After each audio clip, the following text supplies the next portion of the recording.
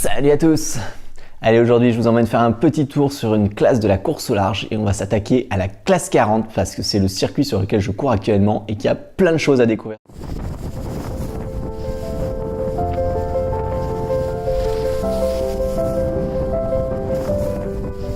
Alors juste avant de se plonger dans le vif du sujet, on va faire un petit état des lieux de ce qui existe comme circuit dans la course au large. Les plus petits bateaux de course au large, ce sont les Mini 650 et comme leur nom l'indique, ils font 6,50 m.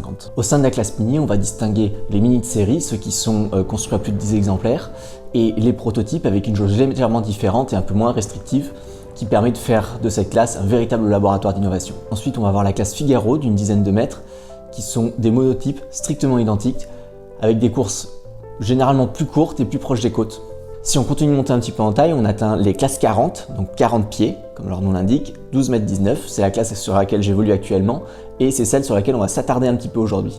Et c'est une classe qui se veut à la croisée des chemins entre performance et accessibilité. Encore au-dessus, on va atteindre la classe des IMOCA, qui, comme leur nom ne l'indique pas du tout, font 60 pieds, 18,28 m, et ce sont les bateaux qui courent le Vendée Globe. Et pour terminer cet état des lieux, on va évoquer les multicoques, donc on a la classe Ocean 50, des trimarans de 50 pieds, et des ultimes qui doivent s'inscrire dans un rectangle de 32 mètres de long par 23 mètres de large, qui sont des engins monstrueux capables d'aller largement au-dessus de 40 nœuds.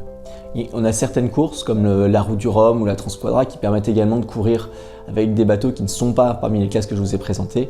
La Roue du Rhum par exemple accepte deux catégories supplémentaires, le Rhum mono et le Rhum multi pour tous les bateaux de plus de 12 mètres.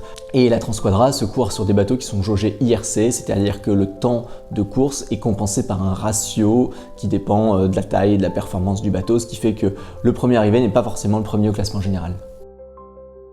On va s'attarder un petit peu sur la classe 40. Dans les années 60, la course au large commence à prendre forme. L'Ostar, la première transatlantique en solitaire, ne fixe quasiment aucune règle. Dans les années 70, la Mini Transat de Bob Salmon offre une dynamique incroyable, des petits bateaux accessibles et où l'innovation explose. La Mini devient un véritable laboratoire pour les architectes. On avance dans le temps et dans les années 80, Philippe Blanteau crée le Bock Challenge, qui est un peu l'ancêtre du Vendée Globe. Là, les bateaux deviennent toujours plus grands, toujours plus puissants, mais clairement hors de portée des amateurs. Les coûts explosent et l'écart entre les amateurs et les professionnels devient énorme. Au début des années 2000, des chantiers comme Pogo Structure et Jumbo Composite montrent qu'il est possible de construire des bateaux inspirés des IMOCA mais en taille réduite. L'idée germe alors de créer une classe intermédiaire, performante mais abordable, où des marins passionnés pourraient continuer de naviguer sérieusement en course au large. C'est en août 2003 que Patrice Carpentier va réunir à la Trinité-sur-Mer chantiers, architectes, marins, pour écrire les grandes lignes de la classe 40. Le bateau doit mesurer 40 pieds, limité en largeur et en tirant d'eau, interdit au carbone sauf pour le mât et la baume, avec un maximum de 8 voiles, mais avec un aménagement simple mais complet. La classe 40 est née. Présentée officiellement au Salon Nautique de Paris en décembre 2003, la classe 40 séduit immédiatement. Les premiers modèles sortent dès 2004, avec les Pogo 40 et les Jumbo 40, et dès 2005, la flotte commence à courir. Tout n'est pas parfait au début, certains abandonnent pour des problèmes de structure, mais la dynamique est lancée et la flotte se développe rapidement. La classe 40 a été créée, je cite, dans le but de donner naissance à une flotte de voiliers transocéaniques, simples, marins, performants et s'inscrivant autant que possible dans un cadre budgétaire maîtrisé. Et cette petite dernière phrase va avoir son importance puisqu'elle a façonné toute la philosophie de la classe. Bon, la jauge de la classe 40, on en parle, mais du coup, il y a quoi là-dedans ? Donc la classe 40, c'est ce qu'on appelle une box rule. C'est-à-dire qu'il faut que le bateau puisse rentrer dans une grande boîte imaginaire qui fait 12,19 m de long, 4,50 m de large, 3 mètres de profondeur et 19 mètres de tirant d'air. Le bout dehors à l'avant peut dépasser de 2 mètres. Et à l'intérieur de cette boîte, on a une grande liberté, mais il y a quand même quelques règles qui vont encadrer la fiabilité et la sécurité. Par exemple, le franc-bord, qui est donc la hauteur entre l'olivet, donc la coque et le pont, et l'eau, doit être supérieur à 1,25 m à certains points pour que le bateau reste sûr et marin. Le déplacement minimal, donc le poids du bateau lors de la pesée, est limité au minimum à 4580 kg.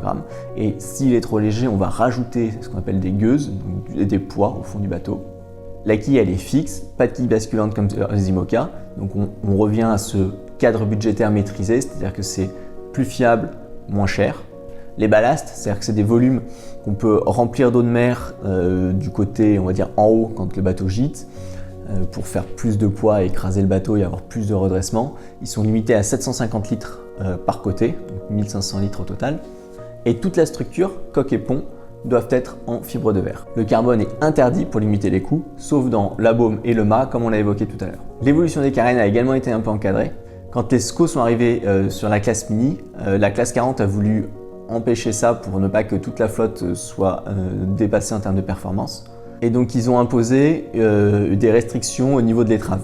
Donc il y a une largeur maximale à 3,150 mètres de l'étrave et une autre largeur maximale à 450 mm de l'étrave.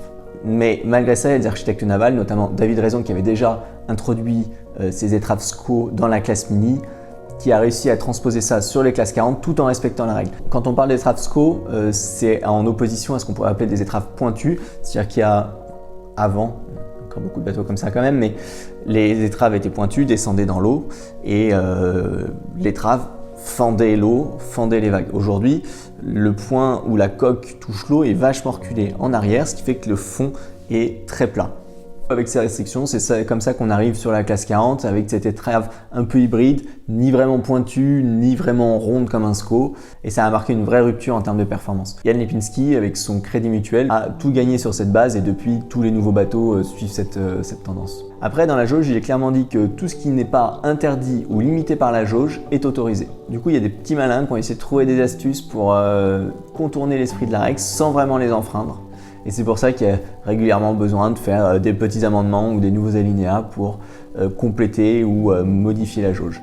Exemple récent, mais à la dernière AG, on a voté pour limiter le diamètre et la longueur des tuyaux des vents. Donc ces tuyaux qui permettent de chasser l'air quand on remplit les ballasts. Parce qu'il y avait des petits malins qui avaient mis des tuyaux surdimensionnés pour pouvoir les remplir d'eau et augmenter un petit peu le volume des ballasts. Évidemment, c'est pas ce qui avait été imaginé lorsque ce point-là spécifiquement avait été écrit dans la jauge.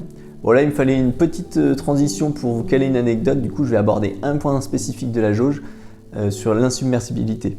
La jauge, elle impose 5 mètres cubes de réserve de flottabilité pour que le bateau soit théoriquement insubmersible. Retenez juste ça, je vais vous raconter ce qui est arrivé à Thomas Jourdain et Cédric de Kervenoël sur la dernière Normandie Channel Race. Ils sont en course, Thomas est de quart et il voit qu'il est en route de collision avec un cargo. Donc il l'appelle à la VHF, il lui explique que c'est un voilier, qu'ils sont en course et donc il demande au cargo de modifier leur trajectoire. Ce à quoi le cargo répond OK, mais quelques minutes plus tard, le cargo rappelle, il le traite de malhonnête, qu'il est trop rapide pour être un voilier. Mais là, il est déjà trop tard, le cargo est déjà sur eux et il va littéralement couper le voilier en deux. Et l'histoire, elle n'est pas finie parce qu'il y a une anecdote dans l'anecdote. Ils vont vouloir déclencher leur radeau de survie et celui-ci il ne va pas se gonfler. Du coup, il y a un concurrent qui était à proximité qui va les rejoindre, leur envoyer son propre radeau de survie de la même marque et rebelote. Je sais pas si on dit encore ce genre d'expression.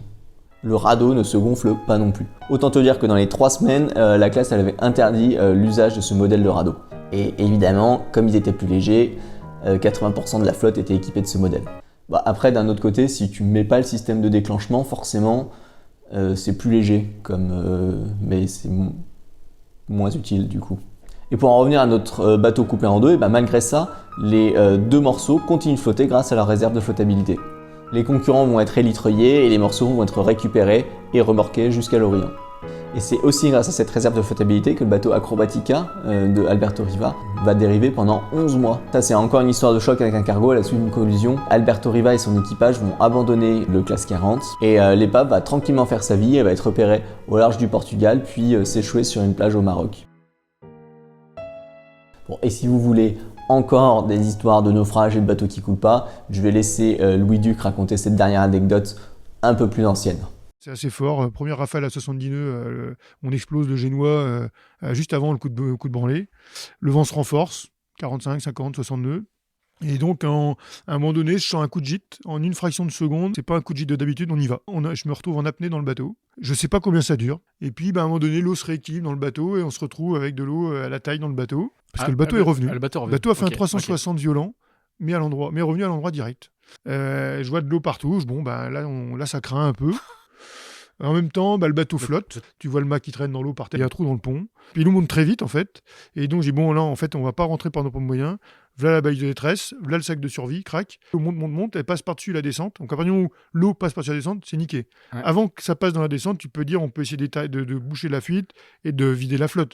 Dès que la descente est remplie d'eau, c'est mort. Et donc là, je dis, on va monter sur le pont. On monte sur le pont. Et le radeau, on a fait un emplacement dans le bateau, à l'intérieur du bateau, avec une trappe axée à l'arrière. Et il se trouve que la trappe, elle est déjà 1,50 m sous l'eau. Parce que les balcons arrière sont sous l'eau. Et donc, il est totalement Inaccessible. inaccessible. Et puis là, on se retrouve en phase d'attente. Et j'étais assez confiant sur le fait d'avoir un avion rapidement. Et la journée, elle se passe. Et là, il est 17h. La nuit commence à retomber. Il n'y a personne. Quand il y a une vague, l'étrave elle sort de l'eau. Quand elle replonge, le bateau il passe sous l'eau. Puis à chaque fois, tu te demandes est-ce que il va ressortir de l'eau. Et en fait, on a de l'eau à la taille. On est assis sur le pont, on a de l'eau à la taille. Et donc, à chaque vague, tu dis bon, moi, Eric, il m'a dit le bateau, il peut pas couler. De toute façon, c'est comme ça. Les classes 40 sont dit semi-insubmersible.